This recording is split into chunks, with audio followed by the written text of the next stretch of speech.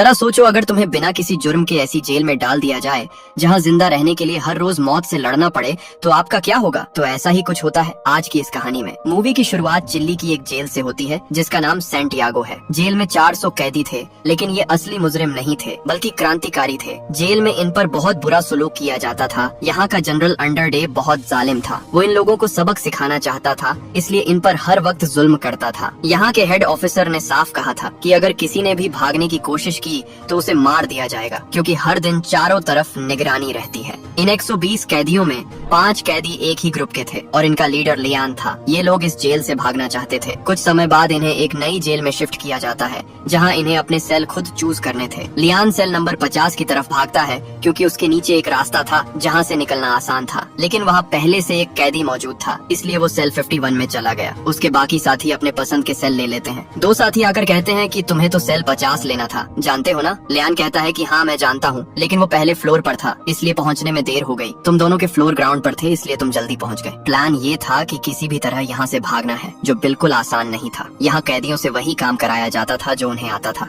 Lian अपने 2 साथियों से कहता है कि हमें यहाँ से सुरंग बनाकर निकलना होगा। योन एक आर्किटेक्ट था और उसे 210 फीट लंबी सुरंग बनानी थी जो पास की नदी तक जाती थी। वो नदी पूरी तरह बांस के पेड़ों से ढकी थी, यानी अगर ये वहाँ पहुँच गए तो आसानी से निकल सकते थे। सबसे बड़ा सवाल ये था कि इतनी मिट्टी कहाँ फेंकी जाए, क्योंकि हर वक्त निगरानी रहती थी। जब ये लोग प्लान बना रहे थे तो पाओलो नाम का एक कैदी इन्हें देख लेता है। उसे समझ आ जाता है कि ये कुछ बड़ा करने वाले हैं। वो आकर कहता है कि मैं भी तुम्हारे साथ शामिल होना चाहता हूँ। इन तीनों को उस पर भरोसा हो जाता है और उसे टीम में शामिल कर लेते हैं। साथ ही पूछते हैं कि अगर उसके पास कोई बेहतर प्लान हो तो जरूर बताए। अब योन अपने दोनों साथियों राफेल और पैट्रिकियो के साथ नीचे उस सेल में जाता है जहां से सुरंग बननी थी। योन कहता है कि इसे बनाने में बहुत दिन लगेंगे, इसलिए हमें दीवार जैसा दिखने वाला एक बोर्ड बनाना होगा ताकि छेद छुपा रहे और सिक्योरिटी को कुछ पता न चले। तभी इनका एक और साथी जो हमेशा गिटार बजाता था सेल में आता है। उसने अपनी गिटार में एक बड़ा स्क्रू ड्राइवर छुपा रखा था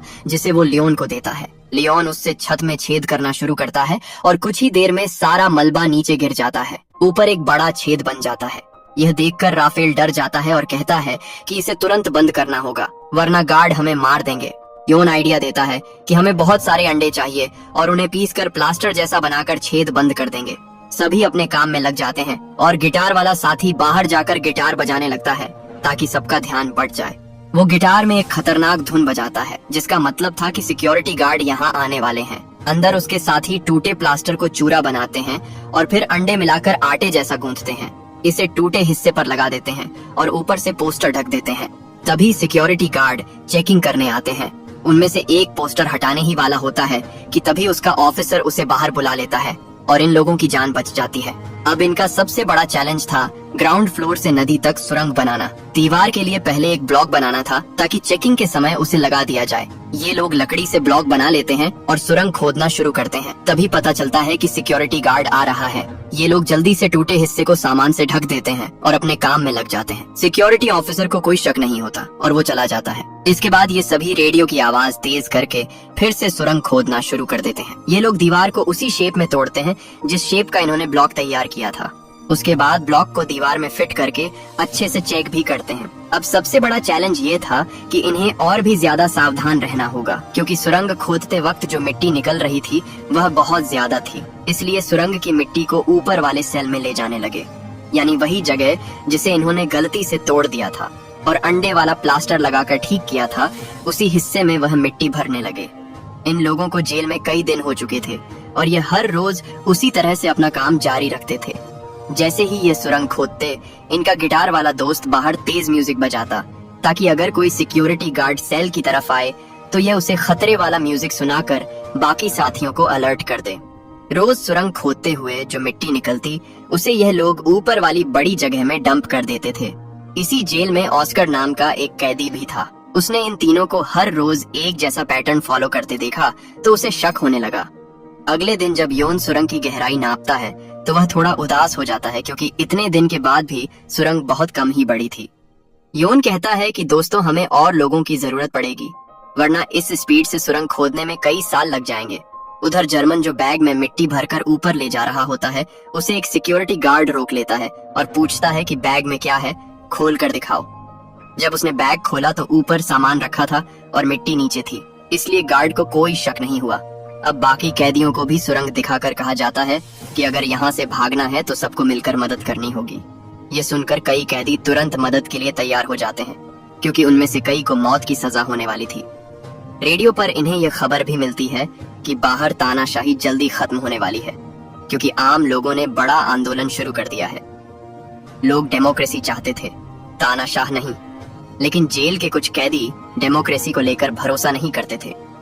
वे अपने राजा के समर्थक थे और बाहर जाकर उसका साथ देना चाहते थे। अब कैदियों ने 2-2 घंटे की शिफ्ट लगाना शुरू कर दिया।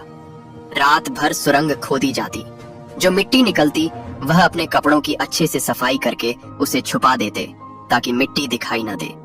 जहां से खुदाई चल रही थी उसके ऊपर एक और छेद बना दिया गया था ताकि मिट्टी को सीढ़ियों से ना ले जाना पड़े, बल्कि उसी जगह से ऊपर भेज दिया जाए।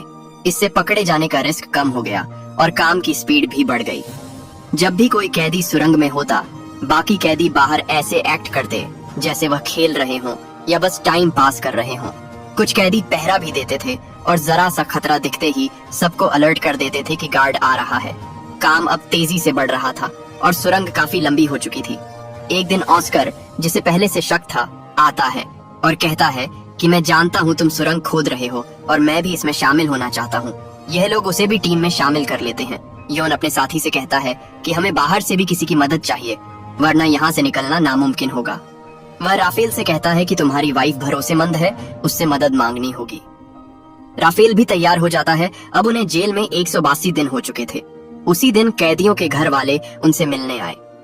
राफेल की वाइफ भी आई थी और राफेल उसे पूरा प्लान बताता है कि बाहर हमारी जो पार्टी है उनसे जाकर मदद मांगना। उसकी वाइफ सोचते हुए वहां से चली जाती है। कुछ और दिन बीतते हैं। अब इन्हें सुरंग खोदते हुए 205 दिन हो चुके हैं। एक दिन गिटार वाला दोस्त अंदर सुरंग में काम कर रहा होता है और अचानक सिक्योरिटी गार्ड्स की पूरी टीम चेकिंग के लिए आ जाती है। इन्हें सबकी सुरंग चेक करनी थी। योन भागकर उस सेल में पहुंचता है जहां काम चल रहा था, लेकिन इतनी जल्दी जगह को पहले जैसी साफ बनाना पॉसिबल नहीं था। तभी राफेल सामने आकर सिक्योरिटी के लीडर पर हमला कर देता है। बाकी कैदी भी गार्ड्स पर टूट पड़ते हैं और बदले में गार्ड्स उन्हें बुरी तरह पीटते हैं। लेकिन इस झगड़े से योन और उसके बाकी साथियों को काफी टाइम मिल जाता है कि सब कुछ फिर से नॉर्मल कर दें।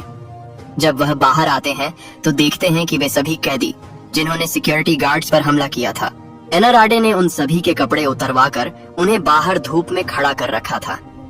एनराडे यहाँ का जनरल है जो कि काफी खतरनाक है और वो हमेशा शक किया करता कि कैदी यहाँ जरूर कुछ न कुछ करते हैं। लेकिन राफेल यहाँ पर अपनी बहादुरी और चालाकी दिखाते हुए इस बार अपने साथियों को बचा लेता है।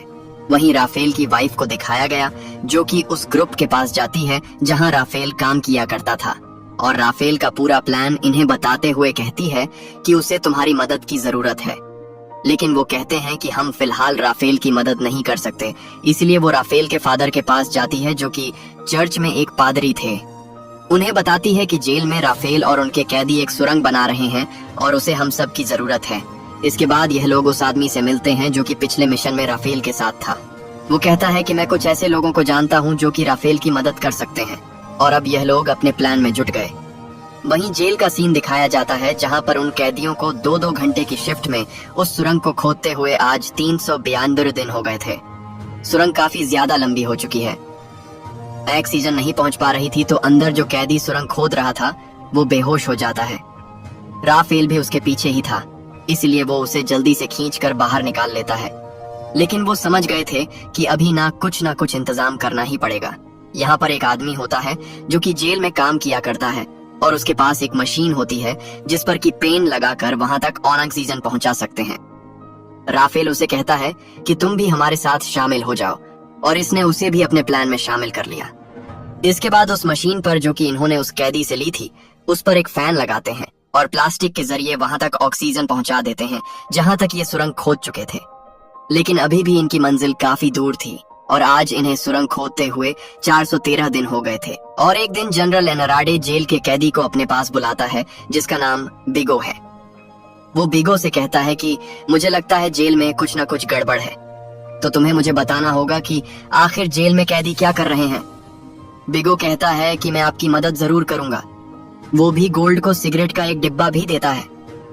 दरअसल बिगो को इस बात का नहीं पता था कि जेल में सुरंग खोदी जा रही है। वहीं अब ये कैदी सुरंग खोदते हुए उसे पूरी तरह से पार कर लेते हैं और एक पाइप के जरिए ये लोग उस जगह पर लाल रंग का लिक्विड डाल देते हैं ताकि राफेल की वाइफ और उसके साथियों को पता लग जाए कि सुरंग यहाँ तक खोदी जा चुकी है। अगले दिन राफेल के फादर उससे जेल में मिलने आते हैं और कहते हैं कि तुमने बेटा जहाँ तक सुरंग खोदी है वहां से अभी भी तुम्हारी मंजिल काफी दूर है, तुम्हें 42 फीट तक और सुरंग को खोदना होगा। अब उसके फादर यहाँ से चले गए और ये अपने सुरंग खोदने के काम पर फिर से लग जाते हैं और जब इन्हें पूरे 509 दिन सुरंग को खोदते हुए हो जाते हैं तो एक भूकंप आ जाता है जिससे कि पूरी जेल कंपा जाती है और लियोन जो बाहर होता है वो भी डर गया। वो जल्दी से उसे सेल की तरफ भागता है क्योंकि अभी भी एक कैदी सुरंग खोद रहा था और उस कैदी को जल्दी से बाहर निकाल लिया जाता है। हालांकि उन्होंने जो सुरंग खोदी थी वो अभी भी पूरी तरह से सेफ थी और भूकंप से बंद नहीं हुई थी, जिससे कि सभी ने चैन की सांस ली। जब सुरंग का काम पूरा होने वाला होता है तो योन एक कैदी के पास जाता है जो कि व्हील चेयर पर था। योन कहता है कि तुम भी हमारे साथ चल सकते हो, लेकिन ये कैदी अपनी जिंदगी में पहले ही सब कुछ गिव अप कर चुका था। वो जानता था कि मैं चाहकर भी सुरंग पार नहीं कर सकता, तो वो इनसे कहता है कि तुम जल्द से जल्द यहाँ से निकल जाओ, मैं तुम्हारे साथ नहीं आ सकता। अब इन लोगों का सुरंग बनाने का काम पूरा हो गया था। इस सुरंग को बनाने में इन्हें पूरे 567 दिन लगे और अब जब ये सभी कैदी मिलकर टीवी देख रहे थे तो वो सभी कैदी जिन्होंने ये सुरंग बनाई थी एक एक करके यहाँ से निकलना शुरू कर दिए। किसी को भी किसी पर शक नहीं होता क्योंकि जो चीज ये टीवी पर देख रहे थे उससे इनकी नजर ही नहीं हट रही थी। वहीं उस टनल के अंदर हमें उन 50 कैदियों को दिखाया जाता है जो कि एक के पीछे एक लेटे थे। सबसे ऊपर राफेल होता है जो कि अपने बाकी साथियों के आने का इंतजार कर रहा था और यहाँ पर हमें रिकार्ड को भी दिखाया जाता है जो कि बाकी कैदियों के साथ टीवी देख रहा था, जो कि उसे जनरल के लिए काम करता था। वो देखता है कि राफेल के साथ यहाँ पर बहुत सारे कैदी नहीं हैं, तो इसे उस पर शक हुआ, इसीलिए वो चेक करने के लिए बाहर निकल पड़ा। लेकिन तभी उसके सामने वो कैदी आ गया जो कि व्हील चेयर पर था। वो उसे रोकने की कोशिश करता है लेकिन वो उसे सेल में पहुंच जाता है जहां से सुरंग खोदी गई थी। वहां पर अब सिर्फ ऑस्कर बचा था। अब वो जनरल को बताना चाहता है कि इस जेल में सुरंग है क्योंकि उसने ये देख ली थी, लेकिन ऑस्कर ने रिकार्ड को पकड़ लिया और इन दोनों के बीच हाथापाई शुरू हो गई। हालांकि उसने ऑस्कर को काफी जख्मी कर दिया, लेकिन ऑस्कर उसे कई सारे पंचेस मारकर बेहोश कर देता है। लेकिन अब ऑस्कर की भी हालत काफी बुरी थी, इसलिए वो टनल के अंदर नहीं जा पाता। टनल के बाहर हमें बाकी कैदियों को दिखाया जाता है जो कि अपने बाकी सभी साथियों के आने का इंतजार कर रहे थे और राफेल की वाइफ अपने बाकी साथियों के साथ यहाँ पहुँच जाती है और एक एक करके इन सभी को सुरंग से बाहर निकाल लिया गया।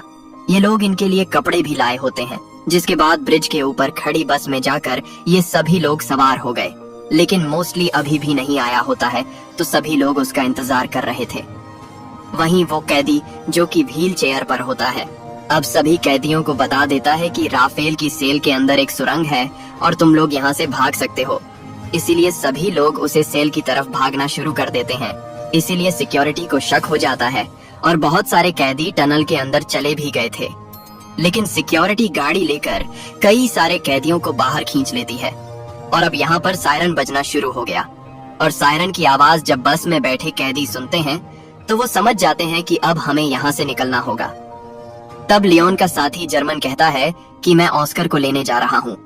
वो ऑस्कर को लेने के लिए सुरंग के पास चला जाता है, लेकिन अब बाकी लोग जानते थे कि हमें यहाँ से जल्द निकलना होगा। जेल का सायरन बज चुका है और सिक्योरिटी कभी भी यहाँ आ सकती है, इसलिए ये लोग बस को लेकर यहाँ से निकलने लगते हैं। तभी जर्मन पीछे से भागता हुआ आता है। वो बस में चढ़ जाता है और सभी को बताता है कि ऑस्कर सुरंग से बाहर नहीं आ पाया। वहीं उसे दिखाया जाता है जो कि बाथरूम में होता है। उसके हाथ जख्मी होने की वजह से वो सुरंग में नहीं जा पाया था। यहाँ पर उसकी किस्मत ने साथ नहीं दिया होता है। हालांकि उस जेल की सुरंग से बाकी निकम्मे कैदी भी बाहर निकल गए थे। हालांकि वो कैदी जो कि बस में बैठकर यहाँ से निकल गए थे, उन्हें सबको पैसे और नकली आईडी दी जाती है, जिसके बाद 3-3 के ग्रुप में उन सभी को एक एक जगह उतार दिया जाता है और इस तरह से ये कैदी जिन्होंने की 1.5 साल से भी ज्यादा मेहनत की आजाद हो जाते हैं। और दोस्तों, ये एकदम सच्ची घटना है जहाँ पर ये जेल से एक साथ पूरे 39 कैदी भागे थे और इसी के साथ हमारी मूवी यहीं पर एंड होती है। आई होप आपको ये कहानी अच्छी लगी होगी। अगर वीडियो पसंद आई हो तो इसे लाइक करें और चैनल को सब्सक्राइब करें। मिलते हैं अगली वीडियो में नई कहानी के साथ।